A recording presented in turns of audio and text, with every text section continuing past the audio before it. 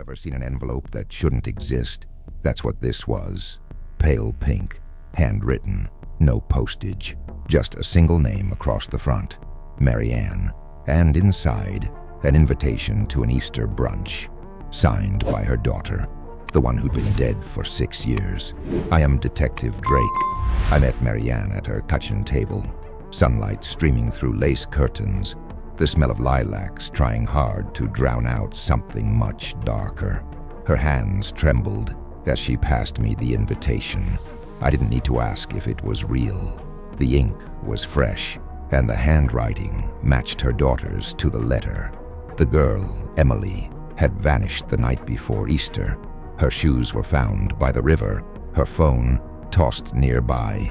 No body, just a scream heard by a jogger and a blood trail that led to nothing. Officially, presumed dead. Unofficially, that case still burned in the back of my mind. Marianne swore she hadn't told anyone about the brunch tradition. Eggs hidden under floorboards, chocolate bunnies placed in the mailbox. And yet, every detail in the note was accurate, down to the nickname only her daughter used, Mimi, a name never made public. So I followed the invitation. Easter Sunday, noon. The address was a vacant house 3 blocks from the river. Windows boarded, but the front door was slightly ajar. Someone wanted us to come in. I stepped through. Inside was quiet. Dust danced in the light. On the table, 2 plates, 2 glasses of juice, and a chocolate bunny, missing its ears. Then I saw it, scratched faintly into the wall. Mom, he's still here. That changed everything. If Emily wrote that, then she'd been alive long after the night she disappeared. Maybe still alive now. Or maybe someone wanted us to believe that. I checked the back exit, fresh footprints in the dust, small, barefoot, leading out into the alley. But they didn't walk, they ran. Someone was watching us. I could feel it, that tingling sensation behind your neck, the kind that whispers, trap. I didn't call for backup, not yet. I needed whoever orchestrated this to feel confident, to get comfortable. That night I sat in my car across from Marianne's house.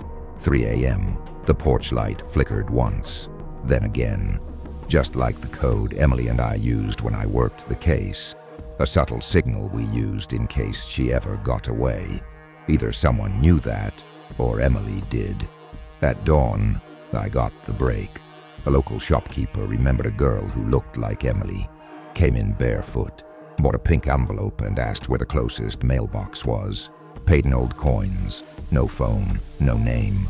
But her voice, she sounded soft, like she'd been somewhere quiet too long. We weren't dealing with a ghost. We were dealing with a survivor, one who finally found a way to speak. Sometimes the past doesn't stay buried. It scratches at the walls. It slips envelopes under doors. It waits for the right season to bloom. And sometimes it sends an invitation. You just have to decide whether you're brave enough to open it.